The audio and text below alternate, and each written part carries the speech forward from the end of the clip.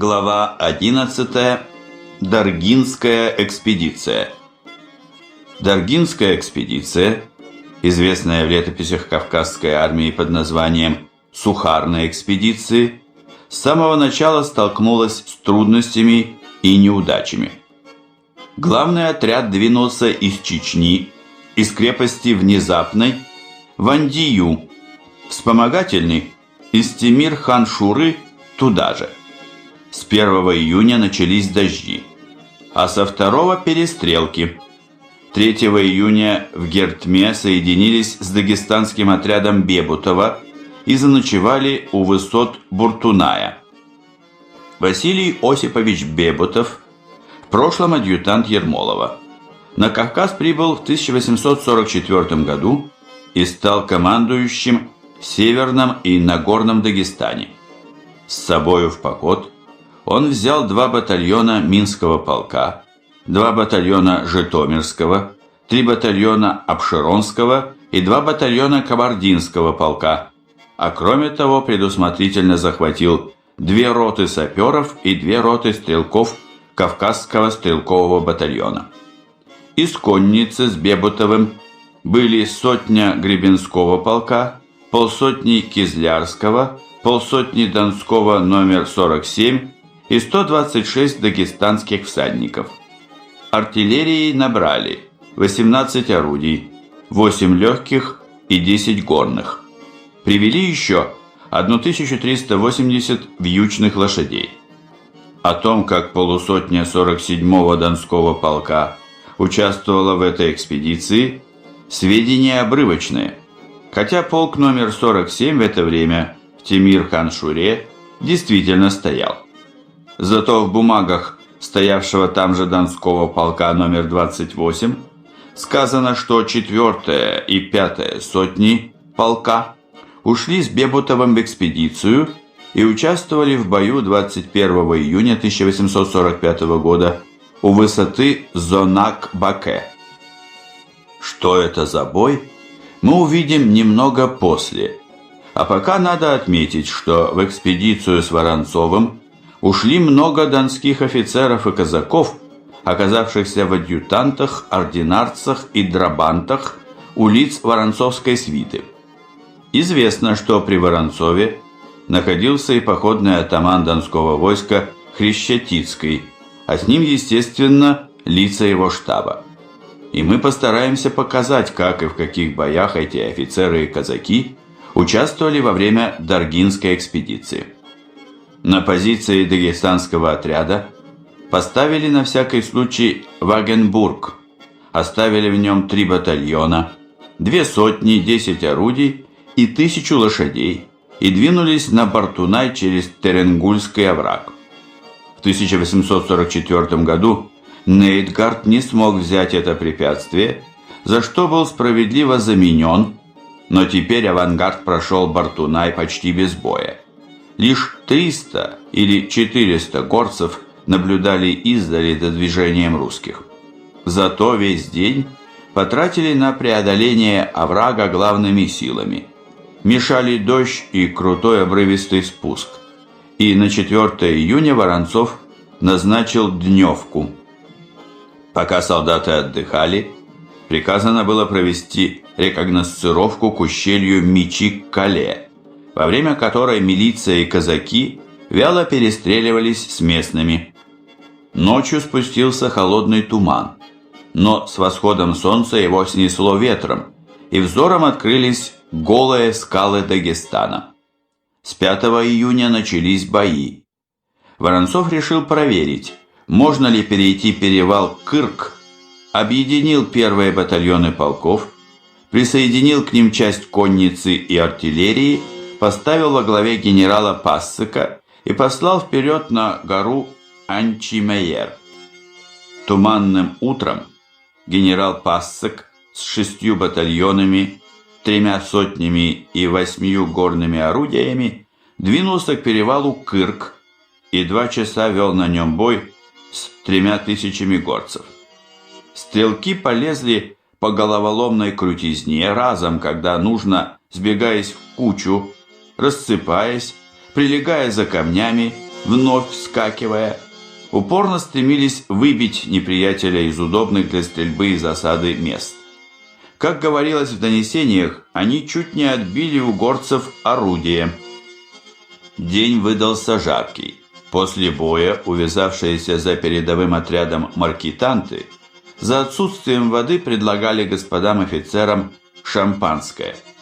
Скырка, потеряв 17 раненых, Пассек двинулся через мечи к Кале, поднимался 10 верст по голым скалам сквозь облака, занял 6 июня гору Зунумайер и оставался там в течение 6 суток, прикрывая выход в долину мечи к Кале и размещение там главных сил.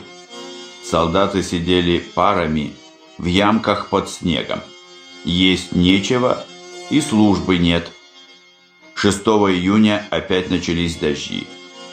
А 7-го в горах вдруг пошел снег, и к вечеру лежал выше колена. Воронцов же, соблюдая предосторожность и желая двигаться тайно, по ночам костры разводить запретил, а мороз достигал 5 градусов. За 2 ночи, с 9 по 11 число, 12 солдат замерзли насмерть. 200 человек обморозили себе ноги. Количество больных в каждом батальоне доходило до 90. Лошади стали дохнуть. Пока авангард вымерзал на горе, на перевале Кырк построили редут на 150-200 человек и 2 орудия. Новое укрепление назвали «Удачным». 10 июня в мечи к Кале собрались, наконец, все войска чеченского отряда. И 11 июня Воронцов приказал выступать к перевалу Буцур, который назывался Андийскими воротами.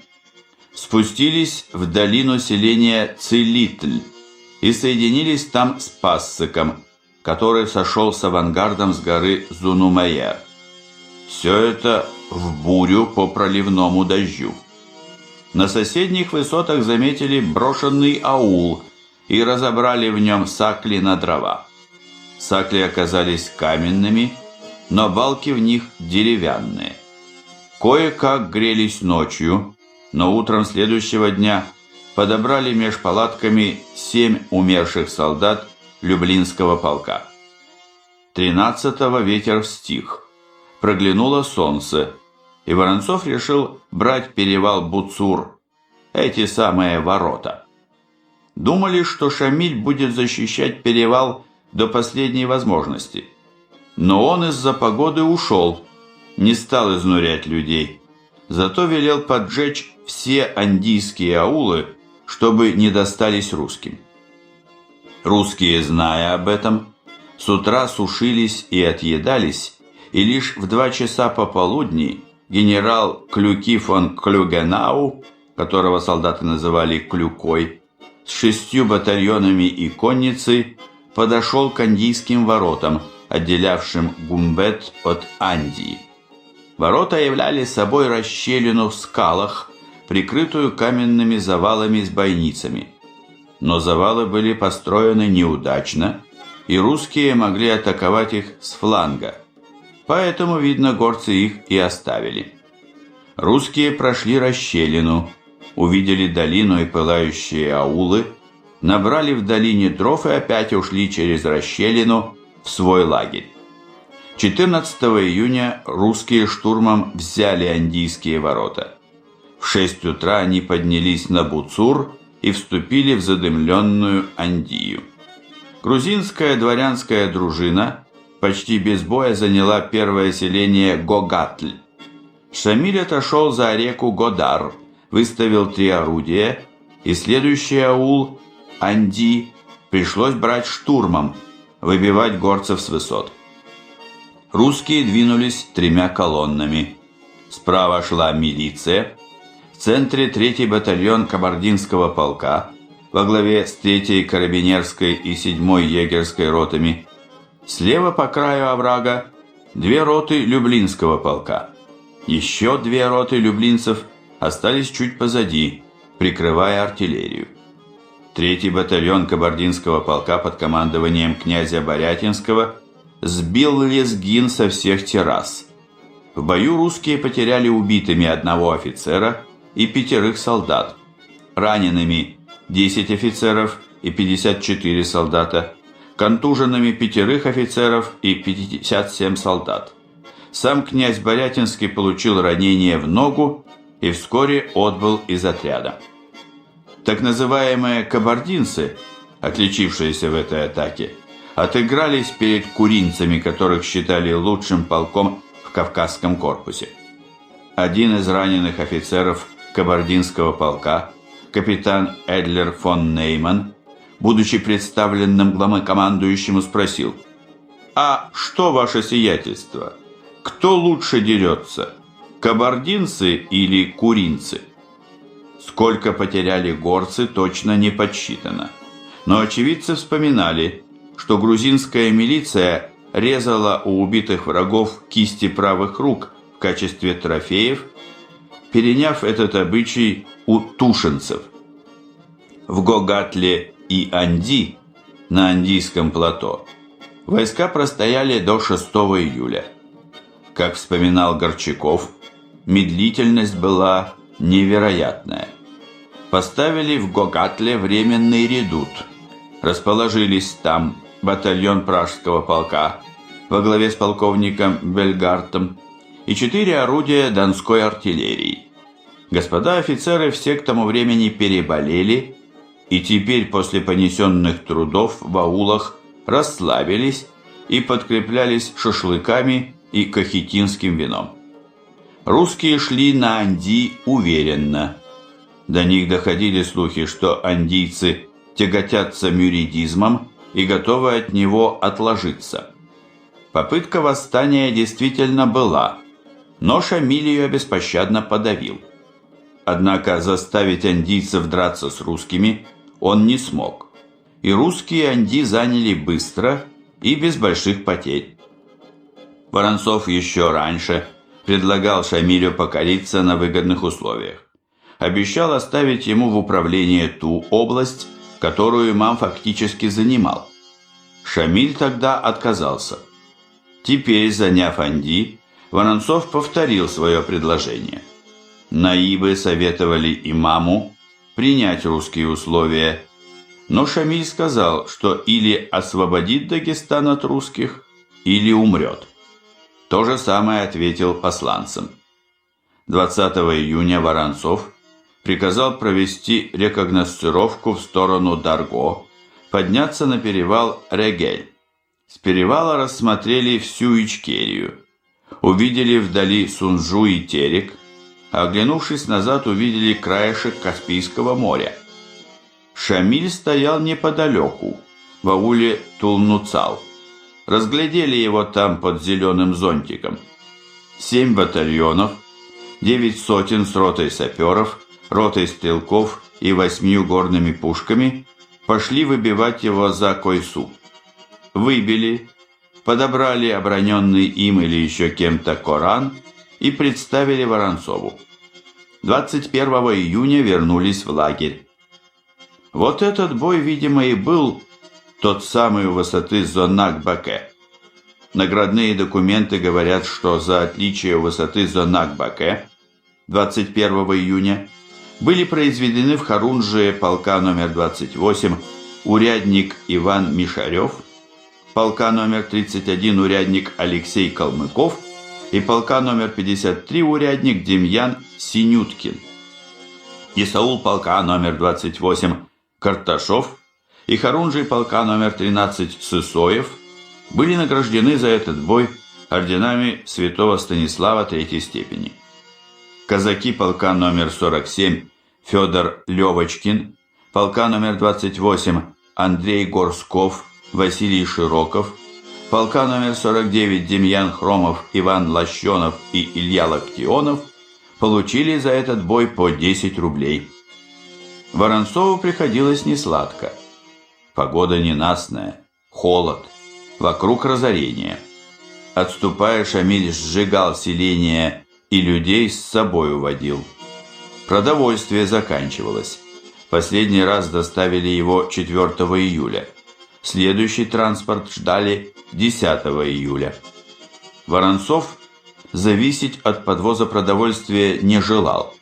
Рассчитал, что наличных запасов хватит на неделю, и приказал устроить в Анди Вагенбург, а войскам 6 июня с утра начать движение в Ичкерию и взять Дарго, ради чего, собственно, все дело и затевалось.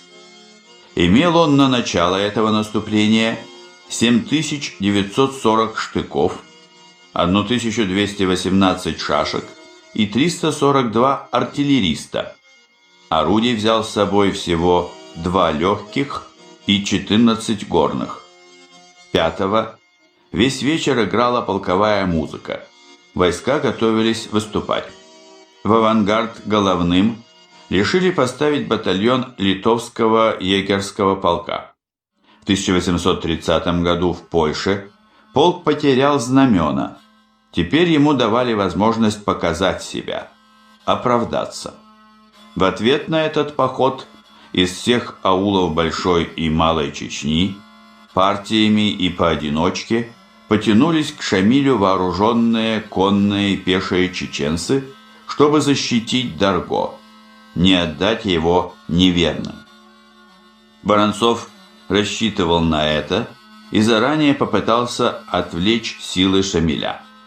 В наградных приказах мы встречаем, что Донского казачьего номер 26 полка сотник Аврамов производится в Есаулы, а Донской казачий номер 1 батареи Харунжий Попов в сотники за отличие, оказанное в делах против горцев во время движения отряда под начальством генерал-лейтенанта Фрейтага в Большую Чечню к деревне Шали 2, 3 и 4 июля. Причем Аврамов старшинство получил со 2 июля, а Попов с 3. Есаул Еремин из полка номер 26 заслужил во время этого движения орден Святой Анны 3 степени, того же полка урядник Михаил Шумилин, казак Афанасий Голубов и Василий Лукьянов Георгиевские кресты. Такие же награды получили батарейцы Стефан Романников и Родион Бузин. Получается, что Фрейтаг 2, 3 и 4 июля наступал с севера на Шали, на центр Большой Чечни, отвлекая на себя чеченские силы.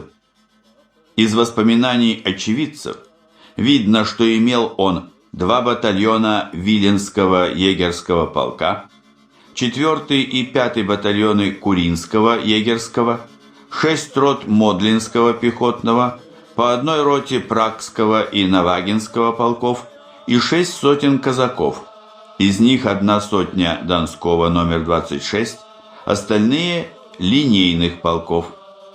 В 4 часа утра 6 июля силы Воронцова двинулись из селения Гогатль через хребет Речел и стали спускаться к реке Аксай. С непрерывным боем, сбивая Шамиля со всех позиций, устремились русские с перевала к Дарго. Авангарду противостояли пока всего 600 мюридов, но завалов чеченцы настроили много. 22 завала, не считая засек и волчьих ям. Шедшая впереди конница сразу обожглась. Сменил ее Куринский полк и рванул на ура брать один завал за другим. Как отмечали современники, ура здесь было особое. Не смотровое, перекатистое, а короткое и хриплое, словно человека кто за горло держит. Не клич, а сигнал. В основном же дрались молча. Очевидец, офицер кабардинского полка, вспоминал: куринцы были хороши до увлечения. Подобное войско непобедимо. Они действовали дружно и смело. Примечание. Гейман, 1845 год. Воспоминания. Кавказский сборник, том 3, 1879 год. Страница 307. Конец примечания. Так прошли больше половины пути. В 7-8 верстах от Дарго начинался лес, и дорога сделалась почти непроходимой. А тут еще завалы. В лесу драться трудно. Выстрелы гремят, люди падают, а неприятеля не видно. Одни дымки вспыхивают в лесной чаще. Приходится солдатам в ответ по дымкам стрелять. Авангард остановился. Ждали, пока подтянутся остальные. Куринские 6 рот составили правую цепь, батальон Люблинского и батальон Кабардинского полка левую, генерал Белявский с батальоном литовцев, батальоном кабардинцев и сотней Кизлярского полка стал в голову построения. Чуть левее построилась вся конница – грузинская, кабардинская, осетинская, дигорская, чтоб скакать в случае победы и рубить бегущих. В час пополудни двинулись по жаре к лесу. Офицеры по обычаю ехали верхом. Первый завал разбили огнем горных орудий и взяли довольно быстро. Потеряли лишь убитого насмерть генерального штаба полковника Левисона из 5-го корпуса. Вошли в лес. Дорога сузилась до 2-3 саженей. Тянется вдоль лесистого хребта. Спустилась до топкой низины и пошла вверх. На подъеме опять завалы и стрельба в упор. На второй завал егеря бросились в штыки. Офицеры поскакали, не спешиваясь. Как писал очевидец и участник, все мы имели глупость, не слезая с лошадей, с обнаженными шашками скакать на завал. Впереди как будто можно было перескочить эту преграду. Впрочем, некоторые и перескочили. Обычно по бокам наступающей или отступающей колонны на расстоянии хорошего ружейного выстрела выставлялись боковые цепи, чтобы уберечь компактные массы войск от огня с флангов. Солдаты называли это «водить колонну в ящике». Но сейчас, из-за крутизны скал, по бокам дороги эти цепи выставить не смогли. Пошли вперед без флангового прикрытия. Это сразу осложнило дело с завалами.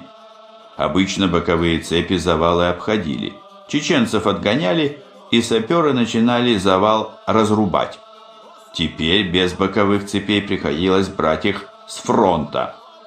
Следующий завал. Сразу за поворотом, близко. Решили разбить его горными орудиями. Но чеченцы сразу артиллерийскую прислугу перебили. Генерал Фок выехал с ординарцами, чтобы орудия прикрыть, как бы не утащили. И тоже погиб. Замялась головная колонна. Проехал вперед генерал Лабынцев. Двинул 2-й батальон Кабардинского полка. У поворота батальон остановил и приказал головному взводу идти на штурм завала. Офицер переспросил: «Один взвод?» Лабынцев ответил: «Прохвост! Молокосос! У тебя молоко на губах не обсохло, ты здешней войны не знаешь. Вы пойдете в штыки, эти дураки на вас все заряды потратят, а тут мы. Вся потеря одного только взвода». В рядах кабардинцев разговор. Старый пес свое дело знает. Офицер обернулся к своему взводу: «С Богом, марш!» Взвод полег, и офицера убили, но завал кабардинцы взяли штыками и пошли брать дальше другие завалы. Офицер кабардинского полка, описывая бой в лесу, отметил: «И во всем этом хаосе было что-то увлекательно хорошее». Так прошли с утра 20 верст, и после 8-часового боя подошли к самому аулу. Шамиль велел очистить Дарго и поджечь его. Сжег свой дом, мечеть и арсенал, сам же ушел на другой берег реки Аксай к аулу Белгатой. Русский авангард остановился перед Дарго. Часть сошла на окраины горящего аула, часть стала на высотах справа. Как писал участник экспедиции, Вскоре луна ярко осветила всю местность. Перед нами пылал Дарго, цель нашего похода. В ночь на 7 июля подошли главные силы, а арьергард уже утром 7-го. Солдаты и офицеры увидели лишь обгорелые сакли и уцелевший плетень, огораживающий дворец Шамиля. Отряд понес потери, но поскольку наступили дружно, оказались они невелики. Убитых 1 генерал, 3 офицера, 24 солдата и 4 милиционера, раненых 9 офицеров, 98 солдат и 30 милиционеров, контужено 32 человека. За отличие при взятии Дарго 6 июля сотник Донского полка номер 49 Дукмасов и сотник Донского полка номер 31 Алексей Болдырев были произведены в есаулы, а урядник полка номер 12 Никанор Платонов в Харунжие. За этот же бой адъютант штаба походного атамана есаул Крамаренков и сотник Донского номер 12 полка Татаркин были награждены орденами Святой Анны 3-й степени с бантом, а казаки полка номер 48 Кирей Рябухин и полка номер 53 Василий Любченков знаками отличия военного ордена, то есть Георгиевскими крестами. Сам походный атаман войска Донского Хрещатицкий за участие в боях по Данди и Дарго удостоился ордена Святой Анны 1-й степени. Сама местность представляла собой обширную, совершенно ровную площадь, покрытую полями, садами и разрушенными домами широко раскинутого селения. Вокруг и вверх и вниз по Аксаю густые леса, и в них вечные сумерки. Под развалинами Дарго нашли трупы 12 или 13 пленных русских офицеров, захваченных в 1843 году. Шамиль перед уходом из аула распорядился выдать их толпе. Найденных похоронили, но Воронцов после этого ни на какие переговоры с Шамилем не шел. Еще обнаружили под одним из строений яму, в которой содержались пленные. Понятно, что один вид этой тюрьмы не только возбудил полное сострадание к ближнему, но и явилось какое-то озлобление к неприятелю. Примечание. Гейман.